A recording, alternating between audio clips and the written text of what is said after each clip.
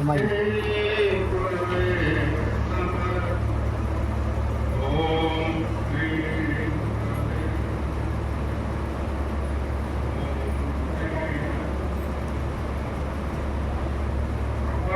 बाबू जी जगत जननी माँ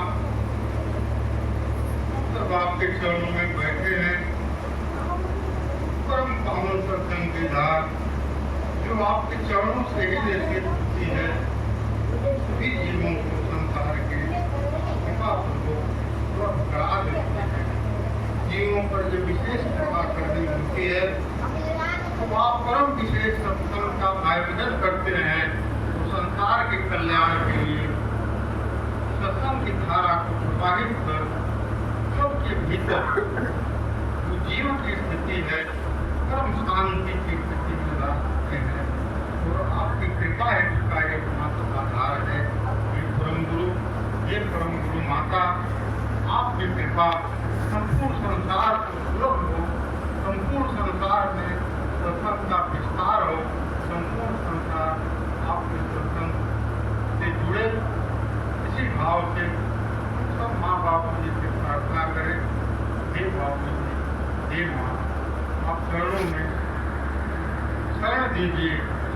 संसार पूरी मानवता की जो स्थिति अभी दिखाई पड़ रही है, केवल सत्संग एकमात्र आधार है और आपकी कृपा के बिना संभव नहीं है।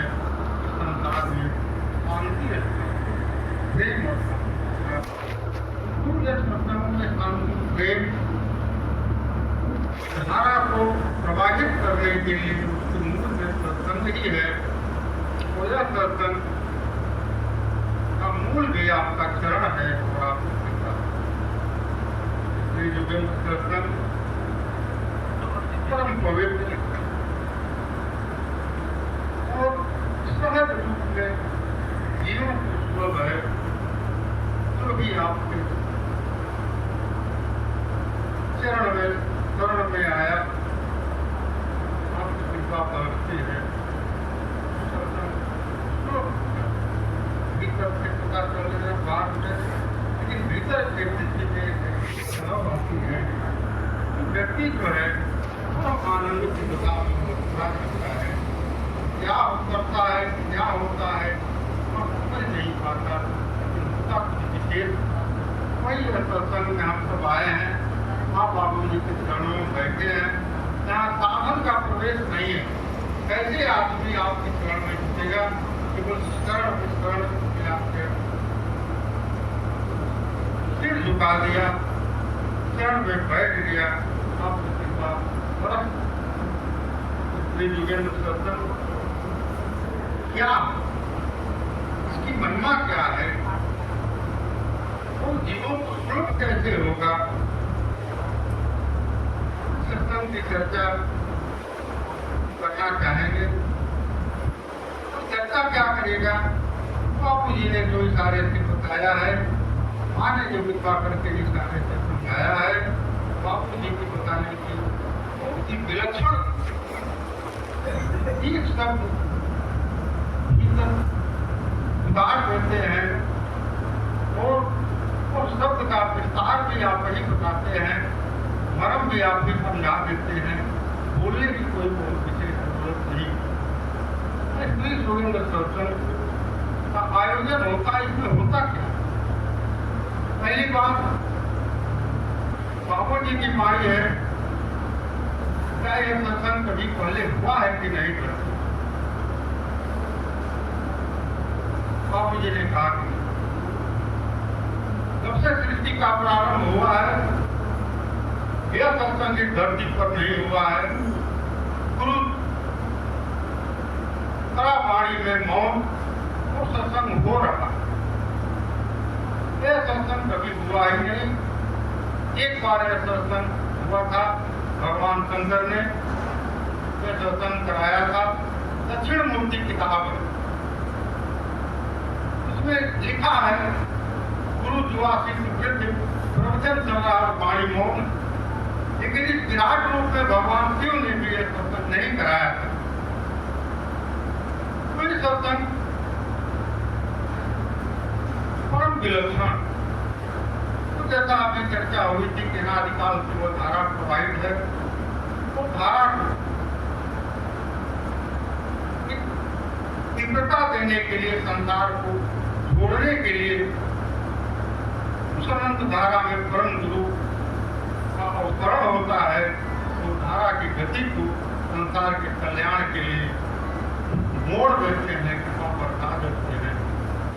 तो अब धारा अनंत काल से चली आ रही। तो यह संबंध गुरु मोक्ष वाणी में सब व्यापार हो रहा है। हमको कोई साधन नहीं करता। आप नहीं करते, मैं करता क्या हूँ? मैं तो कुछ नहीं करता हूँ, मैं भी उसी तरह बैठा हूँ जैसे आप लोग बैठे हैं। अब तमाम जन्मों की संस्कार लेके जीव आता है, हजारों हजार जन्म कितने जन्म हो चुके हैं, जीव को नहीं पता। तो माँ बापू जी को ही पता है उनकी भूमि क्या है, उनके संस्कार क्या है, और तमाम संस्कारों का क्षरण करके जीव की बनती है। कितना भी संसार का साधन कर ले, कितना भी जब तब पूजा पाठ व्रत उपवास कुछ भी कर ले, इतने मत मतांतर है, पूजा पाठ देवी देवता विधि विधान पूजा नमाज, जितना संसार में मत प्रचलित है, जितना संसार में ग्रंथ सम्मत जो उपाय बताए गए हैं ग्रंथों ने, हमारा निष्काम कर्म योग, गीता, भक्ति योग, ज्ञान योग, कर्म योग, हठ योग, राज योग, उपासना, तमाम पद्धतियां बताई है।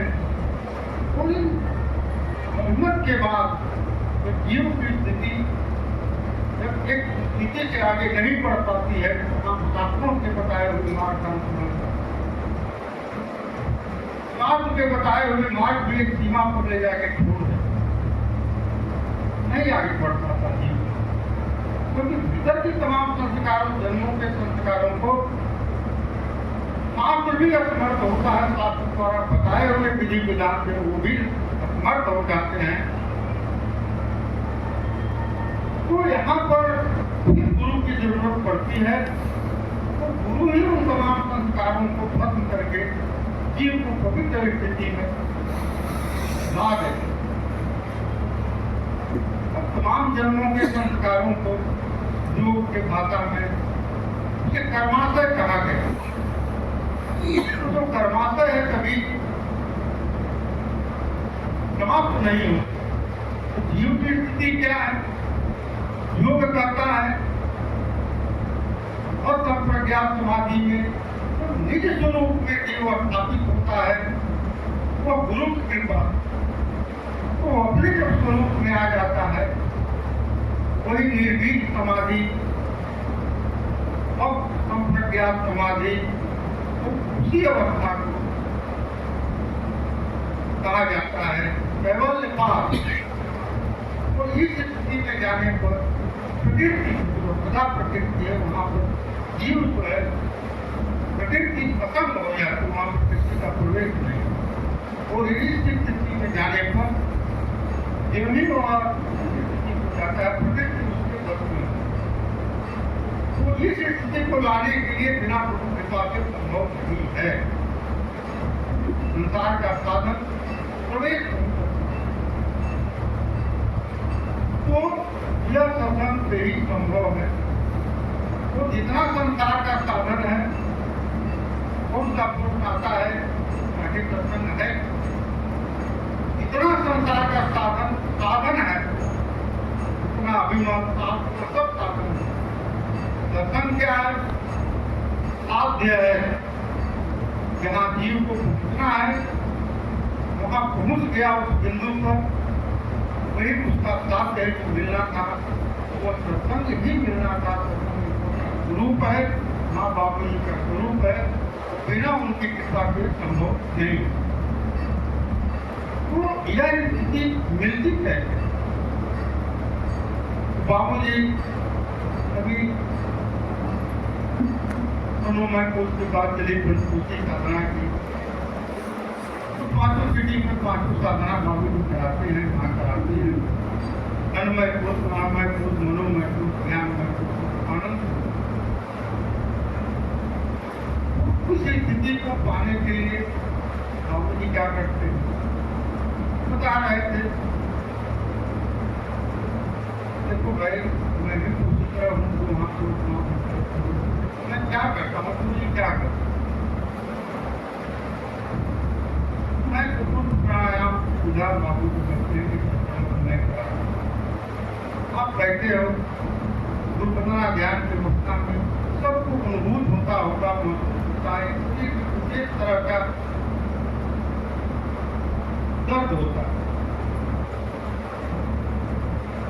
तो जब सत्संग में मैं सबके प्राणों को खींचता हूँ, तो प्राण को जब मैं खींचता हूँ तो कर्मेंद्रियों में प्राण होता है, तो वहां पर एक दर्द महसूस होता है। तो मैं प्राण को खींच वहां ले जाता हूँ जहाँ समय में जाना होता है। बार बार सत्संग में आने से मैं प्राण खींच कर्मेंद्रियों से इतना सहज बना देता हूँ। तुरंत समय में जब प्राण को जाना होता है, सहज रूप में बिना करके वो अपनी जगह पर चला। तो यही विधा जो है भगवान कृष्ण करते जोगेंद्र थे, लेकिन कभी भी आसन प्राणायाम जितना योग में बदल है भगवान नहीं करा। तो वही विधा मैं हूँ, सोती जाग के उठते बैठते जहाँ भी हो, मेरे भरोसे जो रहता है तो मैं उसका साधन स्वतः करते रहता हूँ। उन्हें कुछ करने की जरूरत नहीं है। जो मुझे ईश्वर बनता है उसके संसार में कोई साधन की जरूरत नहीं है। मैं एक तरफा भर देता हूँ, उसके भीतर उतार देता हूँ। ये बाबूजी की वाणी है। तो यह सत्संग होता है। तो सत्संग में तमाम साधना क्या होता है, नहीं होता है, किसी को पता भी नहीं चलता है, कैसे पता चलेगा। लेकिन एक स्थिति बनती है कि परमानंद की स्थिति होती है। कोई स्थिति कैसे बनती है, वो बिना कृपा के संभव है ही नहीं। सत्संग के बारे में साधन नहीं, सत्संग है क्या, इसलिए योगेंद्र सत्संग है। तो तमाम जन्मों के संस्कारों को मैं खत्म कर देता हूँ। होता क्या है, पूरे संसार में विधि विधान है, मंदिर मस्जिद तमाम पवित्र ग्रंथ हैं, तमाम जगह हम जाते हैं, प्रवचन सुनते हैं, सब सुनते हैं। थोड़े देर के लिए कोई स्थिति बनती है, लगता है शांति मिली, बहुत अच्छा लगता है। फिर संसार में आने के बाद कोई पुरानी स्थिति जीत पर कारण क्या है कि तमाम जन्मों के संस्कार उसको घेरे रहते हैं। क्षणिक रूप से कोई ऐसा विचार प्रभाव और माहौल बन गया, थोड़े देर के लिए तमाम जन्मों के संस्कार तब जाते हैं। लगता है कि स्थिति बदल गई, जीव को शांति मिल गई, लेकिन थोड़े देर के बाद उनकी जड़ इतनी मजबूत है, वे संस्कार इतने गहरे हैं, तो धीरे धीरे पुनः अच्छे विचारों पर छा जाते हैं और पुनः जीव की स्थिति वही हो जाती है। अब मैं क्या करता हूँ, तमाम जन्मों के संस्कार खत्म कर देता हूँ धीरे धीरे, और अच्छे विचार में उतार देता हूँ। जब अच्छे विचार में उतार देता हूँ तो तमाम जन्मों के संस्कार जो खत्म हो जाते हैं, तो वो संस्कार रहे ही नहीं, तो फिर वो संस्कार आपको परेशान नहीं करेंगे, वो विचार आपको नहीं आएंगे। तो अच्छे विचार बाबूजी उतार देते हैं, तो ये अच्छे विचार जो है तमाम संस्कारों पर बुझे जीवन में काफी भारी पड़ते हैं, इनका प्रभाव हो जाता है। इसीलिए तमाम जन्मों के संस्कार फिर पुनः अपने स्थिति में नहीं आ पाते हैं। यह चीज सत्संग में यही होता है। तो भीतर से जब संस्कारों की सफाई होती है, कभी कभी लोगों को महसूस होता होगा, आप लोगों को दिखता होगा कि सत्संग में भी बहुत से ऐसे विचार जो हम नहीं चाहते हैं भीतर आते रहते हैं, तो हम आए हैं सत्संग में पूरी प्रभाव से शांति और अच्छे विचार आना चाहिए। तो वो विचार कैसे आ जाते हैं जो विचार को उनको पसंद नहीं है, खराब विचार है। तो होता क्या है, जब संस्कारों की सफाई होती है, जब संस्कार जाने लगते हैं, वो दिखाई पड़ता है। तो एक बार दिखाई पड़ा, उसका मतलब वो हमेशा चला गया। ये सत्संग में और इस सत्संग की महिमा सात स्वर्ग अपवर्ग कहता है आपके मानस में, हरे बुलाए कान, सात स्वर्ग सत्संग है। स्वर्ग और अपवर्ग सुख को भी एक खुला परख दीजिएगा तो सत्संग का जो एक अंगा भी जो सत्संग है वह भारी पड़ेगा। स्वर्ग सुख क्या है? वो जो भगवान शंकर के डमरू से चर्चा की बाबूजी तमाम उत्पत्ति हुई, शब्द की अक्षर की उत्पत्ति, कोई एक के स्वर और एक के व्यंजन की उत्पत्ति हुई। स्वर और व्यंजन दोनों अलग अलग हैं, तो जब तक दोनों एक मिलेगा नहीं, उस शब्द की रचना नहीं होगी। तो शब्द की रचना नहीं होगी तो पता कैसे चलेगा, उसका भाव कैसे पता चलेगा? स्वर और व्यंजन दोनों को मिलाने पर शब्द की रचना है। तो शब्द के साथ भाव की रचना उसी शब्द से, तो भाव अनंत भेद, फिर उसके रस के भी अनंत भेद, भाव भेद रस भेद अपारा, अनंत भाव और अनंत रस की उत्पत्ति होती है। इसी शब्द अक्षर जिसका स्वर न हो और जो अक्षर जान गया तो ईश्वर को जान गया। तो जब अक्षर से डमरू से निकला है तो क वर्ग, च वर्ग, ट वर्ग, त वर्ग, क वर्ग, ये 5 वर्ग व्यंजन में, स्वर में अ, आ, ई, इस तरह। तो अगर व्यंजन को अलग मिलाएंगे कोई शब्द की रचना नहीं होगी जब तक स्वर उसमें नहीं समाहित हो। तो स्वर और व्यंजन के शब्द की रचना होगी। क्या अपवर्ग क्या है? स्वर्ग सुख, अपवर्ग सुख। स्वर्ग सुख में भोग सुख है, जो देवताओं की जोनी कहा जाता है, जो इच्छा किया वहां पर है काम धनु, जो भी व्यक्ति इच्छा किया हुआ भोग वहां पर हो जाता है। तो भोग जोनी की भी एक अवधि है और वह अवधि समाप्त होने पर फिर जीव को दूसरे योनि में उतरना पड़ता है। तो स्वर्ग का जो सुख है, जो कहाँ तमाम इच्छा पर उपलब्ध हो जाते हैं, तो वह भी सुख। और अपवर्ग क्या है? अपवर्ग का जहाँ भाव, अपवर्ग, पांच जो इसमें अक्षर हैं, इस पांचों अक्षर का भाव है। बाबू जी ने बताया कि यह है तो प से हुआ पाप पुण्य का जहाँ भाव, तो स्वर्ग सुख है और अपवर्ग सुख। तो पाप पुण्य के परे जिसकी स्थिति होगी, जिसके कर्मों को न पाप व्यापता है न पुण्य व्यापता है, उस दशा में रहने का जो फलाफल होगा वह भी फल। तो पाप पुण्य से परे क्या हो? निष्काम कर्म जो ऐसा ईश्वर के गुरु के आदेश पर कर्म करेगा वह पाप पुण्य का वहां पर प्रवेश नहीं होगा। पाप पुण्य से परे उसके कर्म होंगे। फलाफल का अभाव जहाँ हो, जिसके कर्मों में फल का अभाव हो, फल के परे, तो इस काम पर लोग हम पढ़ते हैं, सुनते हैं, जहाँ फल की इच्छा ना हो, तो वैसी स्थिति में रहने पर व्यक्ति की स्थिति बनती है। तो स्थिति में रहने का जो फल है उसका भी अभाव। बहुत से बंधन, जहाँ बंधन का अभाव है, संसार के किसी बंधन में नहीं है, बंध की स्थिति में रहने वाला व्यक्ति की जो स्थिति बनती है उसका भी अभाव।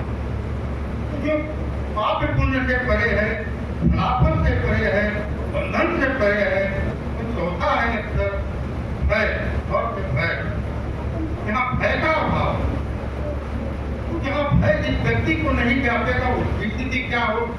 हम कल्पना कर सकते हैं, एक प्रसंग आता है, काकभुजबंदी जी का प्रसंग आता है तथा इस कल्पों से प्रसंग करा रहे थे। लेकिन जब भगवान राम का अवतरण हुआ तो भगवान राम का दर्शन बाल रूप में करने के लिए वो जाते हैं। भगवान राम आंगन में खेल रहे हैं, बाल रूप में रुकने पर वो काकभुजबंदी नजदीक जाते हैं, देखने का प्रयास करते हैं तो छोटा बालक हाथ उठाता है, काकभुजबंदी को डर कर पीछे हट जाते हैं। बार बार नजदीक जाते हैं, बार बार वो बालक हाथ उठाता है, बार बार वो पीछे उनके जाने का मतलब क्या, उस स्थिति में भी काकभुजबंदी जी को भय व्याप्त था, भय की स्थिति बनी हुई थी, डर था। तो भगवान राम ने हाथ को बढ़ाया और सीधे काकभुजबंदी को पकड़कर उद्रस्त कर लिए। भीतर कोटि कोटि ब्रह्मांड ब्रह्मा विष्णु हैं, तमाम लोग का दर्शन करा के बाहर कर दिया। तब जाके वह अभय की स्थिति में आया। तो अभय की स्थिति जो है, सभी जीवों में भय जो है व्याप्त है। जो बहुत साधारण है उसमें कम होगा, किसी में ज्यादा है। तो यह भय की स्थिति बिना उसकी गुरु की कृपा की नहीं समाप्त होगी। तो ये सत्संग में तो काकभुजबंदी जी जब भगवान राम ने कृपा की, जब गुरु ने कृपा किया तो अभय की स्थिति को प्राप्त हो गए। कुछ जन्मों से जो सत्संग करा रहे हैं तो कभी न कभी गुरु कृपा हुई और अभय की स्थिति में चले गए। तो इस दशा में होने पर भय की अभाव जहाँ हो उसकी क्या स्थिति बनी। तो चौथा है मृत्यु और मोक्ष। तो जहाँ पर मृत्यु और मोक्ष का भी अभाव हो उस दशा का क्या हो। आप पुण्य से परे, सलाफल से परे, बंधन से परे, भय से परे, मृत्यु मोक्ष से भी परे इस स्थिति में रहने का जो फल है और स्वर्ग का जो सुख है वो यह अब वर्ग साधारण स्थिति नहीं है। अब वर्ग में एक भी स्थिति को एक भी वर्ग सुलभ हो जाता है वो उस व्यक्ति की दशा परम स्थिति को प्राप्त हो जाती है। यहाँ तो आप पुण्य से परे, पापन से परे, बंधन से परे, भय से परे, मोक्ष से इस स्थिति का जो सुख है वह सत्संग के सुख है।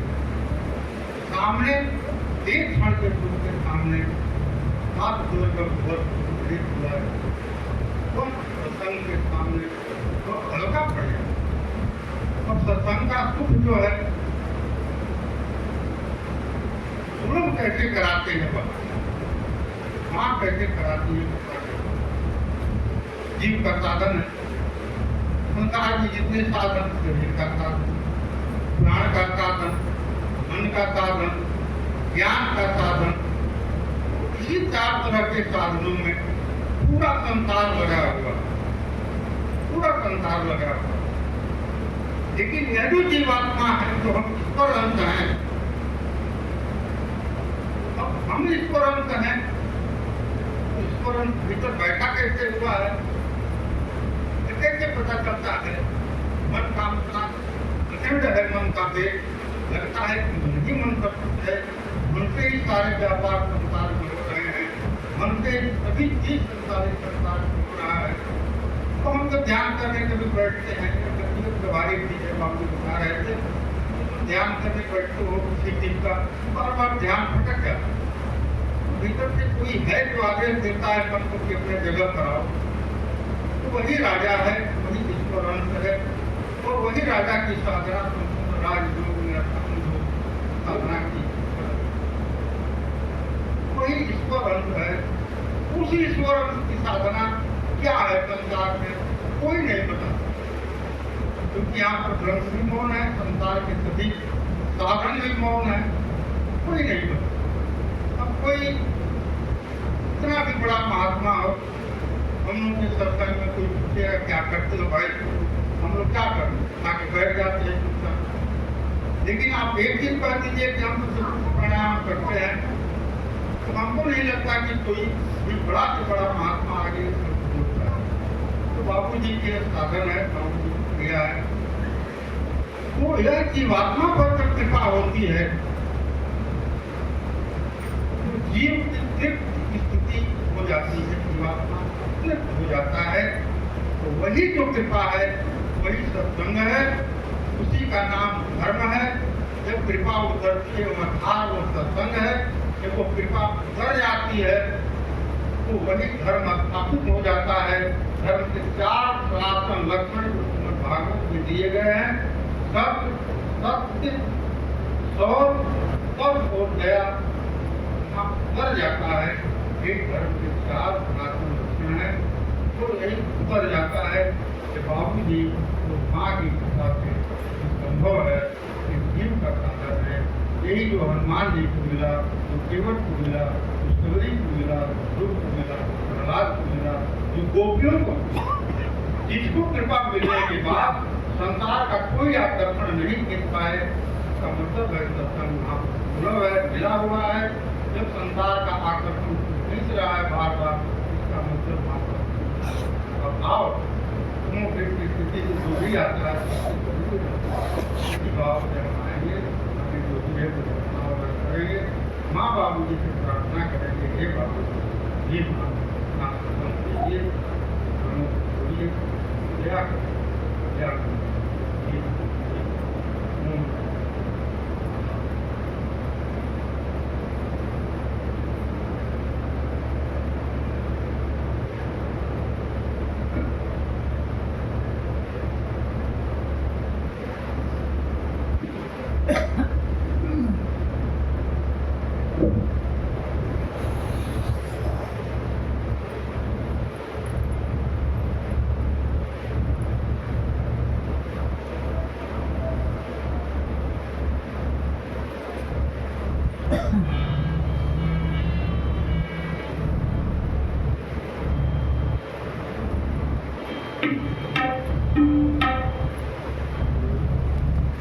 Thank you.